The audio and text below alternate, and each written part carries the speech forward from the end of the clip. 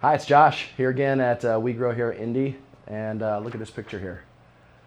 So this is me. It's been a little over a year post procedure, and I tell you, I couldn't be happier. When I look back at making this decision and finding this place, I feel a little bit lucky. I think I made my decision pretty early on in my hair loss journey. I didn't really have a ton of hair loss, but I started to lose a little bit of hair, and it bothered me.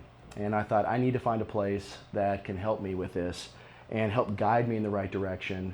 And do I need a little bit of hair transplant? Do I need a lot? I didn't know what to do, but I did know that I wanted to do a robotic procedure. So it wasn't until I moved here to Indiana and I found Darren here at We Grow Hair Indy, and he guided me in the right direction and really explained to me the differences of the different types of hair procedures.